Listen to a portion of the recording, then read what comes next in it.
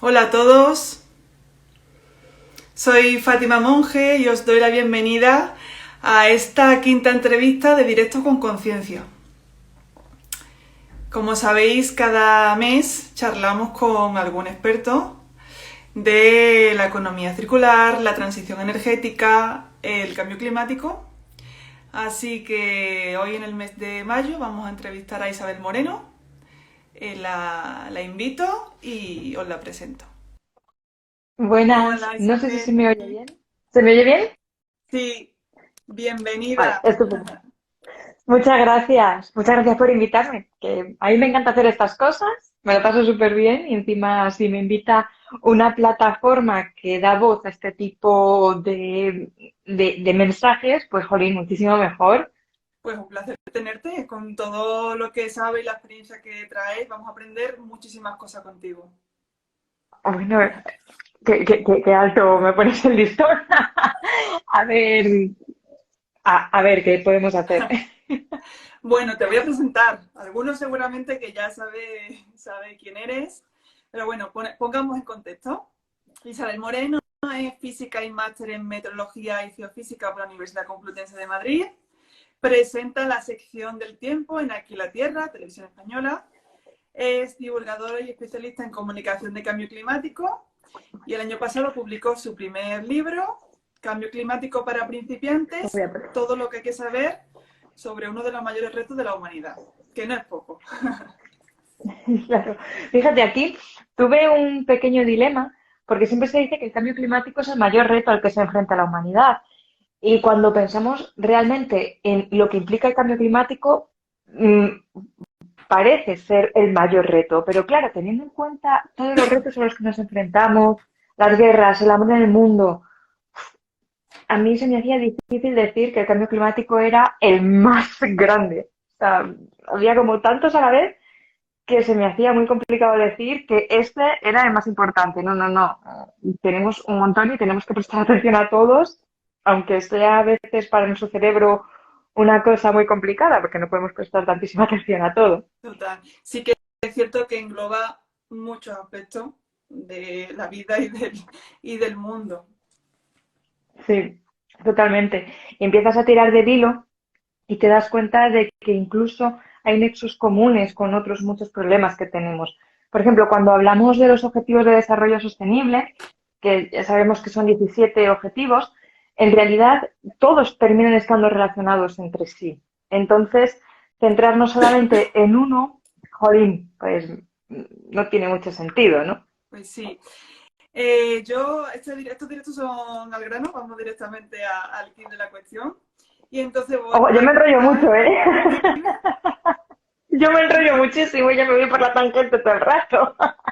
vamos a intentar que duración sea 20-30 minutos para que sea también ágil. Y entonces te quiero preguntar directamente, ¿es normal las altas temperaturas que hemos sufrido el año pasado en verano o hasta hace poquito en abril? ¿Qué está ocurriendo? Para nada. No son nada, nada, nada normales. Y prueba de ello es la cantidad de récords que han caído. En verano, por ejemplo, nos estamos mal acostumbrando a que haga tantísimo calor. Ya no nos llevamos las manos a la cabeza, por ejemplo, yo que soy de Madrid. No nos llevamos tanto las manos a la cabeza cuando en Madrid vamos a registrar una máxima de 36 grados y realmente 36 grados para Madrid es muchísimo calor incluso en verano.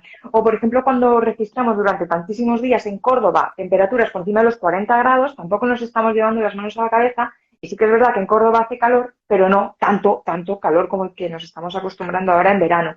Y me parece que está siendo muy peligroso que nos estemos habituando a ese gran... Irene del Río dice que guardemos el Sí, directo, lo por fin. guardaremos, lo guardaremos. Dice, pues a lo que iba, ¿ves? Que me voy por las ramas y se me va la olla. Decía que nos estamos mal acostumbrando a batir récords en verano y a pasar tantísimo, tantísimo calor en verano. Y también parece que estamos rebajando bastante la preocupación con que haga calor de verano en los meses de abril o de mayo. Lo que tuvimos hace unas semanas, la última semana de abril, las últimas semanas de abril, con ese episodio de altas temperaturas, es que yo no tengo palabras para describir eso. O sea, yo veía esos mapas y mm, me me entraba como un sentimiento por dentro de decir, no, no puede ser, no puede ser lo que estoy viendo. Sabíamos que las olas de calor cada vez se registran antes. Sabemos que los veranos, entendidos como periodos en los que las temperaturas son propias del verano, sabemos que se están registrando durante más periodo de tiempo, que además hablamos de más calor, pero un episodio de altas temperaturas como el que tuvimos en abril, yo no me lo hubiese imaginado ni siquiera el año pasado. Para que nos hagamos una idea de lo raro que es y todos los récords que batieron. Y esto, a la pregunta, ¿esto es consecuencia del cambio climático? Definitivamente sí, sin más rodeos. Ahora tenemos un montón de estudios y tenemos un montón de material que nos muestra que si no estuviese el cambio climático actuando, no podrían ser entendibles episodios como el que vivimos en el mes de abril. No podríamos estar registrando esas temperaturas si no tuviésemos el cambio climático por detrás. Sí, sí o sí es consecuencia del cambio climático. No hay otra forma de verlo. Pues sí. Parece que a estas alturas todo el mundo sabe lo que es el cambio climático, pero imaginemos que vamos por la calle y paramos a una persona que está tranquilamente paseando, le preguntamos qué es el cambio climático y dice que no lo sabe. ¿Cómo se lo explicarías y cómo le indicarías que es súper importante tomar acción cuanto antes? Yo le diría, váyase a la librería más cercana y compre el cambio climático para principiantes de Isabel Moreno. Conocida, ¿no? Bromas aparte. Bromas aparte. Ostras, es una pregunta muy, muy complicada, porque si solamente entendemos el cambio climático desde un punto de vista científico, en el que decimos es que la temperatura ha subido durante los últimos años, o incluso si nos ponemos en el sentido más riguroso, en el que decimos el sistema climático se está quedando con más energía de la que es capaz de expulsar. Hay un desequilibrio y por este desequilibrio las temperaturas están subiendo y además algunos factores del sistema climático están cambiando, bla, bla, bla. Os voy a decir, pues muy bien. Pero ¿qué pasa? Que si traducimos ese mensaje a algo que podemos palpar, se entiende a lo mejor mucho mejor, como el hecho de ¿por qué de repente en abril hemos tenido que utilizar ropa de verano?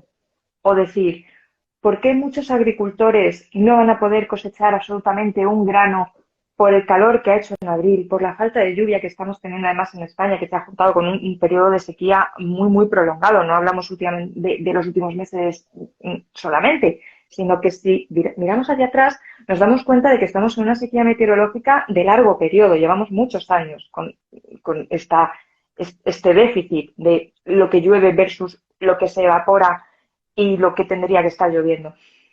Si traducimos eso a lo que esa persona pueda llegar a entender, pues seguramente vaya a hacer clic de una forma muchísimo más fácil. También habría que entender qué es lo que a esa persona le preocupa más. A lo mejor a esa persona no le importa que vayan a tener los agricultores un montón de problemas durante este año para cosechar, pero a lo mejor sí le da un poquito más de miedo pensar que a lo mejor hay mosquitos aquí que no deberían estar como consecuencia del cambio climático, entre otros factores. Pero, Claro, o hablando de salud.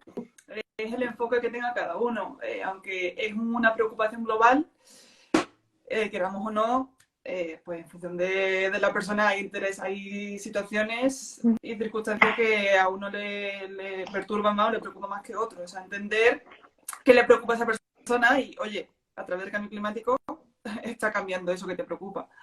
Ese sería el enfoque. Claro, claro. Es decir, ¿a usted le gusta estar en primera línea de playa cuando se va de vacaciones? Bueno, pues a lo mejor dentro de unos años esa primera línea de playa no está ahí, sino que está un poquito más atrás.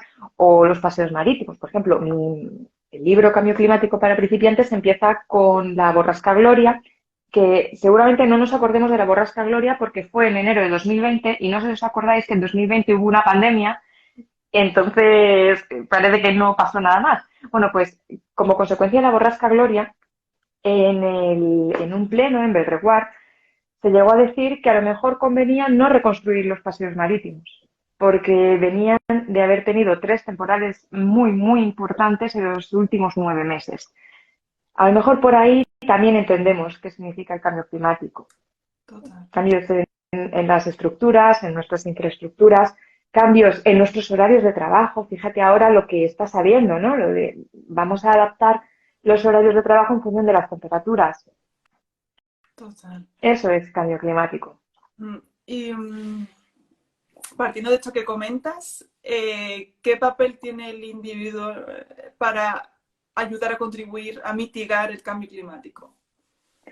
Muchísimo más del que podemos pensar inicialmente. Porque, claro, nos pensamos nosotras y decimos, jolín, qué chiquititas somos, ¿no? Y cuánta gente hay. Y luego encima vemos a personas que tienen muchísimo más dinero que nosotras, que hacen series, y dices, jolín, pero es que mira el estilo de vida que lleva esa persona, y yo porque cambie algo voy a conseguir hacer algo. Pues sí, sí, en primer lugar porque nosotros somos muchísimas personas. Somos muy pequeños, pero es que somos muchísimos. Y muchos pequeños terminan haciendo cosas grandes. De hecho, si quitamos a las personas que más, que por su ritmo de vida, digamos, que tienen una huella de carbono más elevada, aún así nosotros, el resto, que parecemos chiquititos, pesaríamos muchísimo más.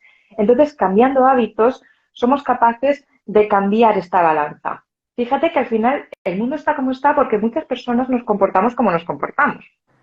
Entonces, si empezamos a cambiar, podemos, como decía antes, inclinar otra vez la balanza. Y es más, te voy a poner un ejemplo. Un ejemplo que me pasó a mí con mis amigas, que parece que no tiene que ver con el cambio climático, pero vas a ver que sí. A lo mejor es un poco escatológico, pero no, vamos a visibilizar esto también. Resulta que una de mis amigas empezó a utilizar la copa menstrual y en mi grupo de amigas pues éramos un poco reacias a utilizar esto porque nos parecía como demasiado extraño y decía, pues es que yo no me veo metiéndome en una copa menstrual. Bueno, pues esa amiga simplemente diciendo, pues yo la utilizo y estoy encantada. De repente nos quedamos así y dijimos, bueno, pues igual es verdad, es más ecológico, es más útil.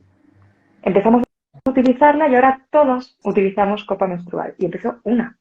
Y gracias a una, 10 hemos cambiado nuestros hábitos. Pero es que al mismo tiempo, yo allá donde voy, contentísima con mi copa menstrual, entonces un montón de amigas de otros grupos también están cambiando esos hábitos.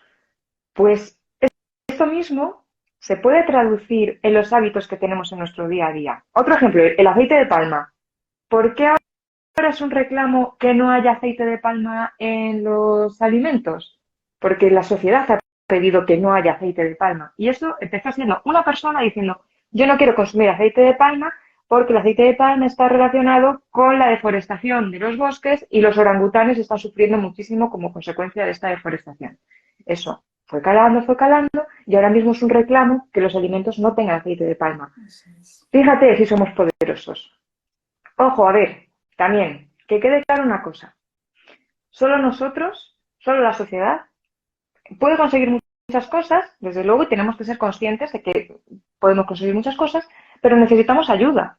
Necesitamos que los que están por arriba también nos faciliten las cosas. O sea, quiero decir que con este mensaje que estoy diciendo no le estoy quitando peso, ni muchísimo menos a los que toman decisiones, a los que son los que al final ponen las leyes o hacen las cosas más fáciles o más difíciles para que nosotros podamos hacer esos hábitos más sostenibles.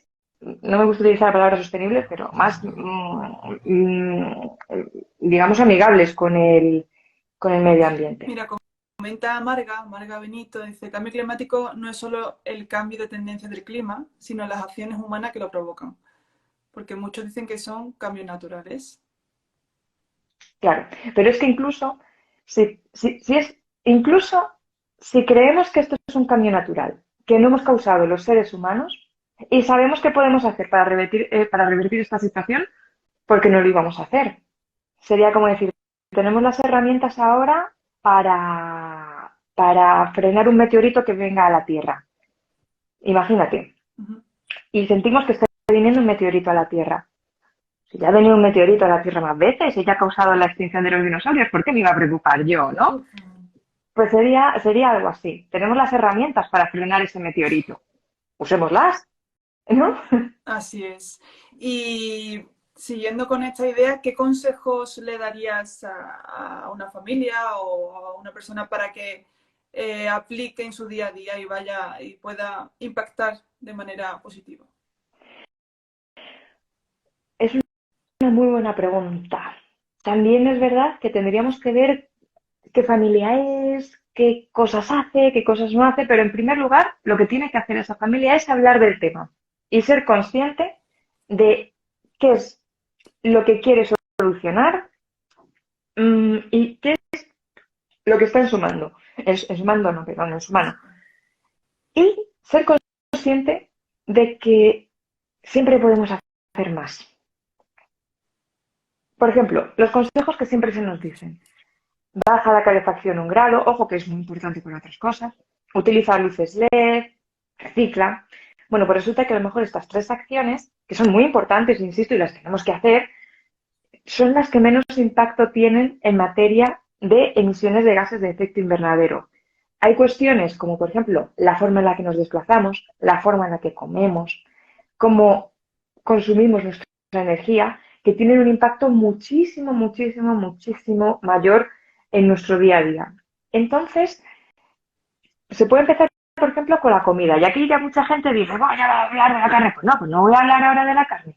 Voy a hablar del desperdicio alimentario, por ejemplo.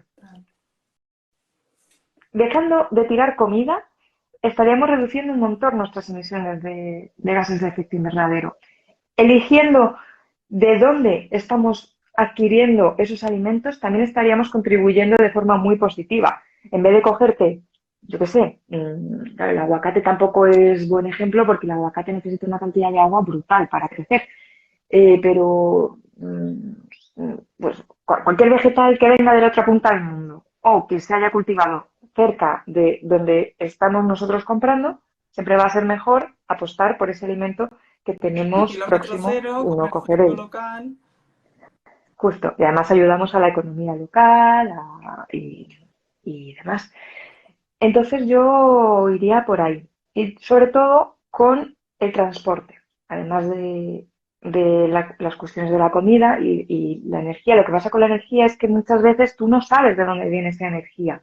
Tú te enchufas a la red y esa energía no sabes de dónde viene. Eso sí, puedes decirle a los de arriba, oigan, más renovables, por favor, pero eso ya no depende de ti. Lo que sí que depende es el transporte, en gran medida. Por ejemplo, vamos al centro de la ciudad. Claro, o sea, estoy pensando en Madrid porque vivo en Madrid. Pues a lo mejor en coche tardo 10 minutos menos, pero estoy emitiendo muchísimo más. Voy a ver si tengo alguna forma de ir en transporte público o alguna forma de ir en bici. Y en caso de que no pueda, pues también como ciudadanos podemos decirle a los de arriba, oigan ustedes, que es que yo para ir al trabajo tardo 1 hora y media. Pongan un autobús que haga así en Madrid o en Córdoba o donde sea. Total. Mira, nos comenta, dice, ¿qué proyectos de restauración ambiental podrían priorizarse, acelerar una mejor captación del carbono atmosférico? A ver, un momentito, ¿qué tipo Empezar, de proyectos de vamos, restauración ambiental? Pues, por ejemplo, la propia restauración de los ecosistemas. Una buena restauración de los ecosistemas ya puede captar CO2 de la atmósfera. Lo que pasa es que no podemos confiar en que eso vaya a ser una solución milagrosa, porque no lo es. De hecho, si nos ponemos a quitar ahora mismo CO2 de la atmósfera, no vamos a notar los cambios de forma inminente. Las temperaturas tardarían unos años en enterarse de que hemos quitado CO2 de la atmósfera. Hay cuestiones como, por ejemplo, el permafrost, que tardaría un poquito más. Y aunque quitemos CO2 de la atmósfera, por ejemplo, el nivel de los océanos, el nivel del mar, perdón, va a continuar subiendo. Porque ahora mismo los océanos están absorbiendo un montón de energía y se está quedando sobre todo en la capa superficial. Como hay un desequilibrio tan grande, todo esto, como los océanos además tienen sus corrientes y tienen sus dinámicas, todo este calor tiene que bajar abajo. Cuando el agua está más caliente, el agua se expande. Entonces, según vaya bajando este calor hacia abajo, va a hacer que el agua que hay abajo también se expanda. Entonces, como este ciclo no lo podemos parar, vamos a continuar viendo cómo el nivel del mar sigue subiendo de aquí a siglos. El tema es, ¿cuánto queremos que suba el nivel del mar? ¿Unos centímetros o unos metros? Bueno, ese es el tema. ¿Que necesitamos técnicas? de captación de carbono, sobre todo aquellas tecnológicas, porque seguramente estaremos pensando en estas grandes fábricas que en algunos casos ya existen y tienen que ir a más y va a haber más en el futuro. Pues eso, que seguramente estamos pensando en estas infraestructuras artificiales que captan el carbono y lo meten en el suelo o hacen con él lo que sea, pero tenemos que tener en cuenta que es una tecnología que ahora mismo no está a la altura de lo que se necesita. Seguramente lo esté en unos años. Por eso el propio IPCC contempla sus escenarios que estas tecnologías van a estar disponibles y que vamos a poder quitar CO2 de la atmósfera. Pero hasta que eso no ocurra, vamos a tener que jugar con las cartas que tenemos, que son cartas muy buenas, porque cambiar hábitos también son cartas muy buenas y que también tienen un efecto muy importante Bueno, a la espera de que lleguen estas tecnologías, un gran claro. mecanismo es mantener bosques, que son grandes absorbadores de dióxido de carbono. Partiendo de Mm, ahí, todo lo que venga, bueno claro, es. y manglares y mantener la salud de los océanos lo mejor posible. Y también sí. Sí, te iba a decir que te preguntan si pueden conseguir tu libro en Latinoamérica. Pues es que en formato digital sí. En formato digital sí que se puede adquirir, desde luego. Y en formato físico, yo sé que hay personas que lo han conseguido, por ejemplo, en Alemania. No sé si lo han hecho comprando en España y luego mandándolo. No sé eso cómo se hace, pero bueno, jolí, pobre libro, menudo viaje le vas a dar al pobre libro. Pero, pero sí, en formato digital está segurísimo. Pues ahí el dato. Sí, sí. Tengo más preguntas, pero vamos a ir cerrando. Y lo que te quería preguntar ya por último es si tienes alguna novedad, alguna información que nos quieras compartir sobre el cambio climático, lo que se esté cociendo en las altas esferas. Pues mira, te puedo decir lo que se está hablando ahora últimamente mucho es el desarrollo del niño en el Pacífico. El fenómeno del niño, para quien no lo sepa, es un ciclo de variabilidad natural que tenemos en nuestro sistema climático que está relacionado con las temperaturas superficiales del Pacífico ecuatorial. Como se nota que lo he repetido muchas veces a lo largo de mi vida, ¿eh?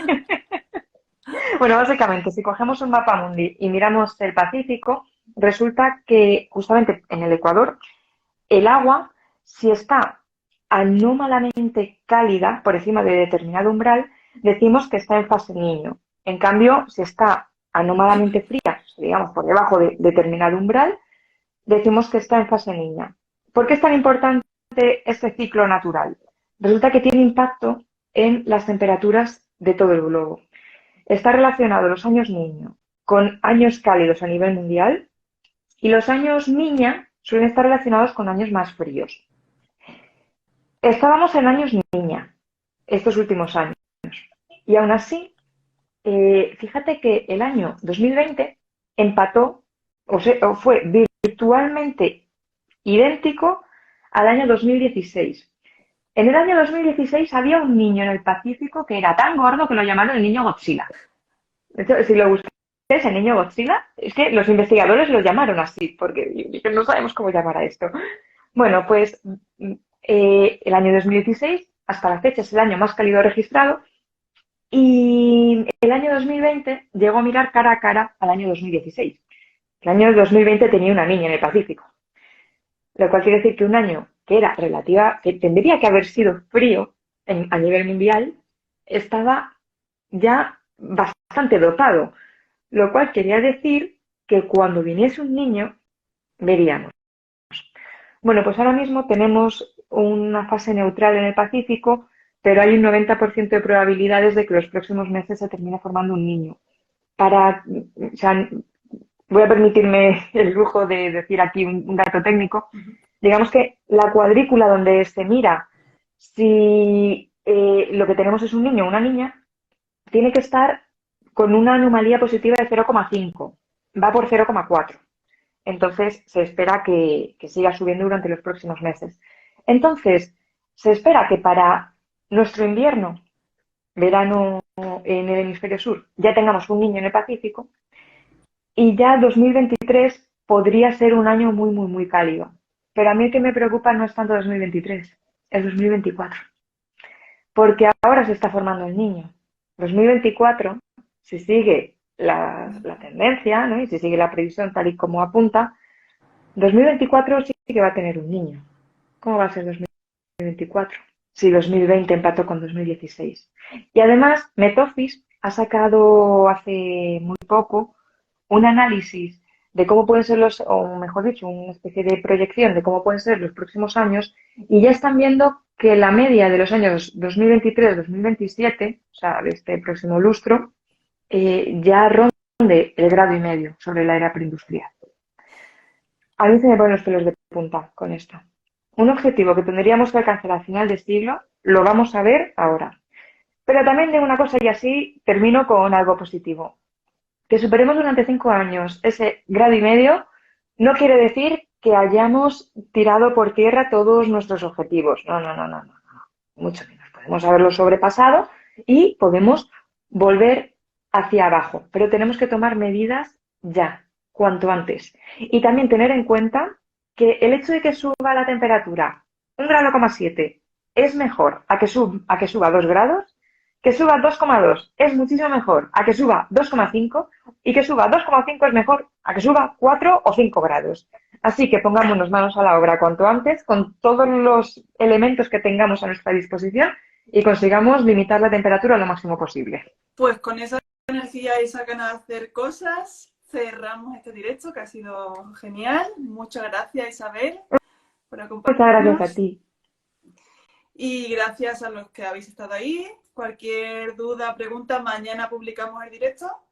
Y nada, un placer y nos vemos en junio. Hasta luego. Muchísimas gracias. Adiós, Adiós. Isabel.